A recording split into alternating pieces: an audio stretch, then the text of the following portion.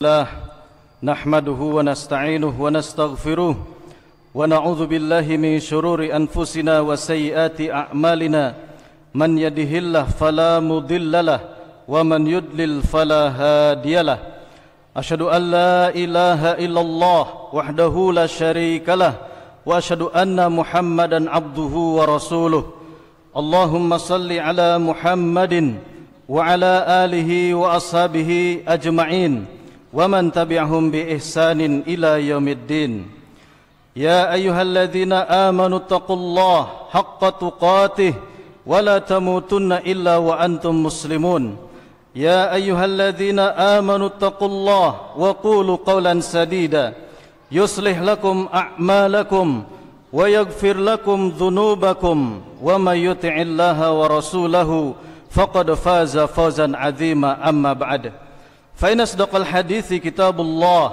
وخير الهدي هدي محمد صلى الله عليه وسلم وشر الأمور محدثاتها وكل محدثة بدعة وكل بدعة ضلالة وكل ضلالة في النار فأوصيكم ونفسي بتقوى الله في السر والعلانية. Jamaah salat Jumat yang dimuliakan Allah Subhanahu wa taala, kita bersyukur kepada Allah karena sampai detik ini Allah masih terus memberikan kepada kita berupa taufiknya, yaitu kemampuan dan kemauan di dalam melaksanakan ibadah ketaatan kepada Allah Subhanahu wa taala. Marilah kita meningkatkan ketakwaan kita kepada Allah. Terlebih kita sedang berada di bulan haram, kita sedang berada di bulan Zulhijjah yang merupakan bulan-bulan rangkaian ibadah haji di sisi Allah Subhanahu wa taala. Semoga Allah menerima ketakwaan kita di sisinya. Amin ya rabbal alamin. Jamaah yang dimuliakan Allah Subhanahu wa taala, tiada lain tugas seorang hamba, namanya juga sebagai seorang hamba yang senantiasa harus tunduk patuh kepada Allah Subhanahu wa taala. Yang ketundukan seorang hamba ini harus kita bawa sampai ketika nanti kita berjumpa dengan Allah Subhanahu wa taala. Allah senantiasa mengingatkan kita, wala tamutunna illa wa antum muslimun, wala tamutunna illa wa antum muslimun, wala tamutunna illa wa antum muslimun. Jangan sampai kita mati melainkan dalam keadaan tunduk patuh kepada Allah Subhanahu wa taala. Dan tidaklah seorang muslim ketika dia telah beriman kepada Allah Subhanahu wa taala, maka seluruh kehidupannya harus tunduk patuh kepada aturan-aturan Islam, harus tunduk kepada ajaran-ajaran Islam.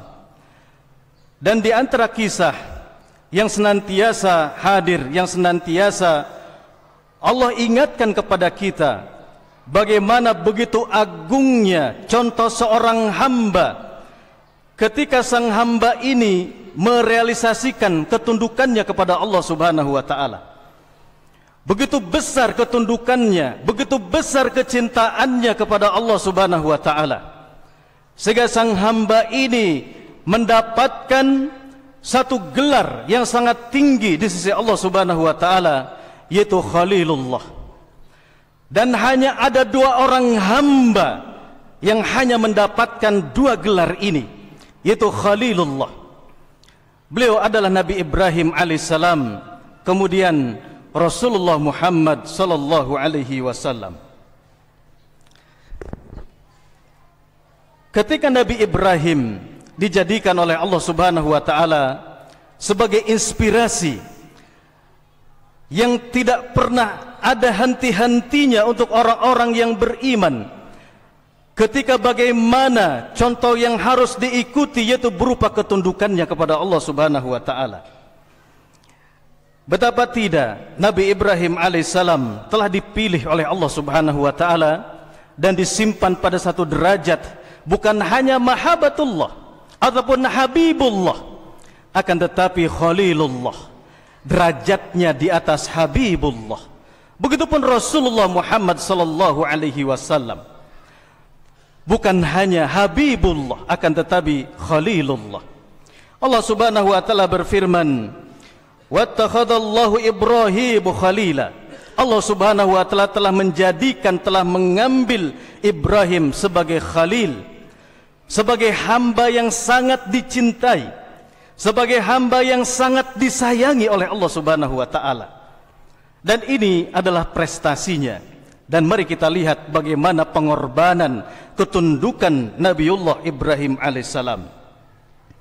Nabi Ibrahim alaihissalam di dalam penantian yang begitu lama, menanti keturunan, menanti pelanjut estafeta dakwah tauhid, senantiasa berdoa kepada Allah Subhanahu wa taala, Rabbi habli minas salihin, ya Rabb, karuniakanlah kepadaku keturunan, karuniakanlah kepadaku seorang anak yang soleh, yang berbakti, yang taat. Fastajaballah, kemudian Allah Subhanahu wa taala mengijabah doanya. Fabasyarnahu bighulamin halim, Allah karuniakan, Allah berikan kabar gembira dengan seorang anak laki-laki yang dikaruniai oleh Allah Subhanahu wa taala, dzu khuluqin wasabarin, memiliki akhlak yang sangat tinggi, juga memiliki sifat halim, yaitu kesabaran yang sangat tinggi di sisi Allah Subhanahu wa taala. Di tengah kecintaan yang sangat besar dan memuncak seorang ayah, orang tua kepada anaknya, maka Allah Subhanahu wa taala ingin menguji hambanya. Allah tidak menginginkan kecintaan seorang hamba kepada Allah Subhanahu wa taala itu dikalahkan kecintaan oleh seorang hamba kepada makhluk-makhluk selain Allah Subhanahu wa taala. Allah menguji Nabi Ibrahim alaihissalam. Ujian dari Allah Subhanahu wa taala kepada Nabi Ibrahim, yaitu Nabi Ibrahim diperintahkan untuk meninggalkan putra kesayangannya, juga meninggalkan sang istri. Ketika Nabi Ibrahim berangkat melaksanakan perintah Allah Subhanahu wa taala, maka sang istri mengikuti dari belakang. Seraya bertanya kepada Nabi Ibrahim alaihissalam, faqalat, ya Ibrahim, wahai suamiku Ibrahim, aina tadhhab, hendak kemana anda pergi? Wa tatrukuna bihadzal wadi alladhi laisa fihi insun wala syai', apakah anda akan meninggalkan kami berdua di satu lembah, yang di lembah itu tidak ada sesuatu apapun, tidak ada seorang pun? Berulang-ulang Ibunda Hajar mengajukan pertanyaan itu kepada Nabi Ibrahim alaihissalam, sedangkan Nabi Ibrahim alaihissalam tidak bergeming dan tidak menoleh. Sampai Ibunda Hajar kembali bertanya kepada Nabi Ibrahim alaihissalam, Allahul ladzi amarka bihadza, wahai suamiku Ibrahim, apakah ini atas perintah Allah Subhanahu wa taala? Jawab Nabi Ibrahim sangat singkat, qala na'am, ya. Mari lihat jamaah sekalian, bagaimana hebatnya seorang hamba ketika rasa tunduknya, istislam, tunduk patuh kepada Allah Subhanahu wa taala ketika menerima perintah-perintah Allah Subhanahu wa taala. Qalat, Ibunda Hajar menjawab, idzan la yudayyi'una, kalau demikian halnya wahai suamiku Ibrahim, maka pasti Allah Subhanahu wa taala tidak akan melantarkan kami semuanya. Tsumma raja'at, kemudian Ibunda Hajar pun tidak mengikuti Nabi Ibrahim alaihissalam.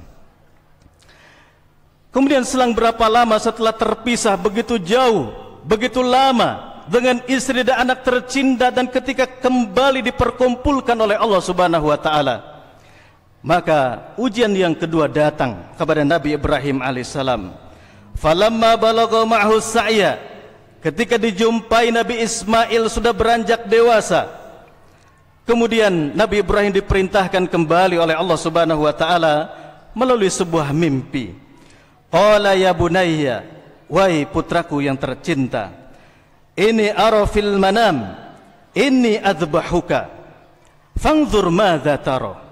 Wahai anakku tercinta, aku melihat di dalam mimpiku, dan mimpi seorang nabi ataupun seorang rasul ini adalah wahyu dari Allah Subhanahu wa taala, adalah perintah dari Allah Subhanahu wa taala, dan ini hanya dimiliki oleh para nabi dan para rasul, yang selainnya tidak memiliki hak ini. Inilah akidah di dalam Islam. Bagaimana menurut engkau wahai anakku?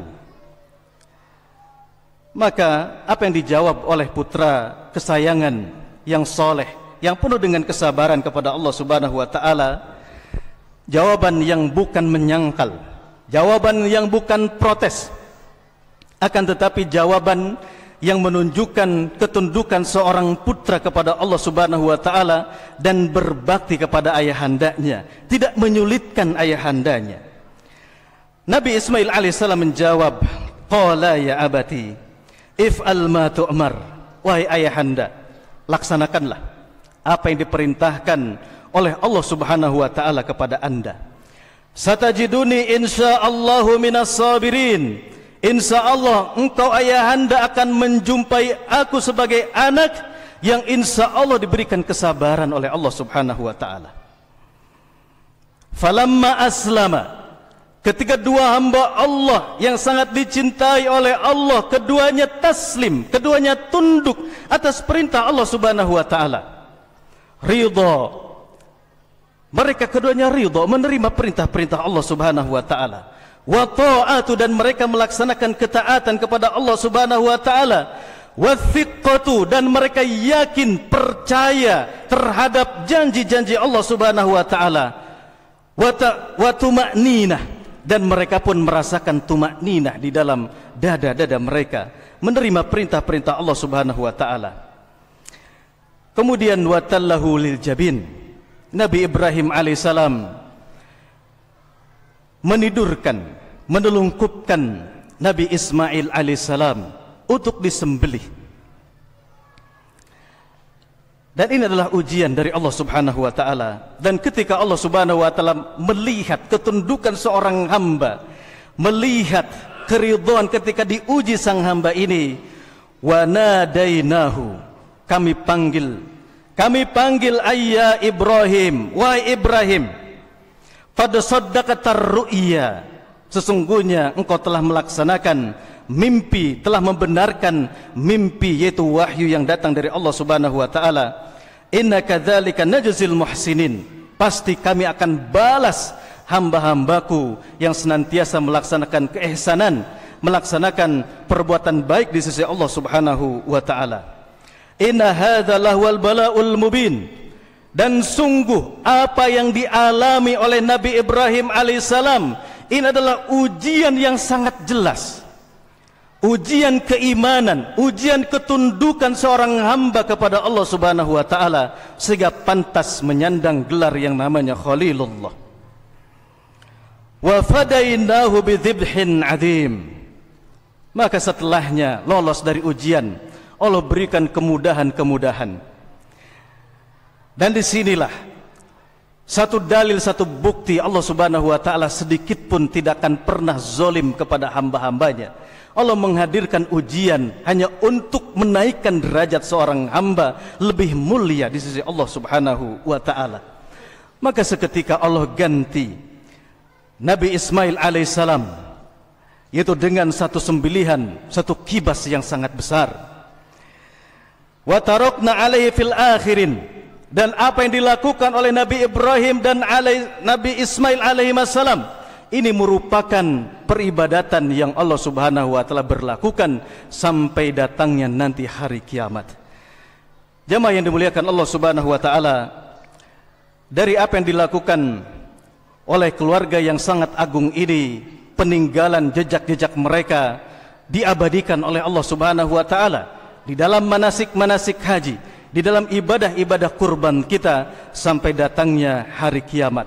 Dan inilah buah dari agungnya balasan dari Allah Subhanahu wa taala ketika seorang hamba benar-benar tunduk patuh, istislam kepada perintah-perintah Allah, kepada syariat-syariatnya, dan semua perintah Allah itu pasti akan mendatangkan kemaslahatan, pasti akan mendatangkan kebarokahan dan menyelesaikan semua urusan manusia di jagat raya ini. Aqulu qouli hadza astaghfirullah li wa lakum wa lisairil muslimin fastaghfiruh innahu huwal ghafurur rahim.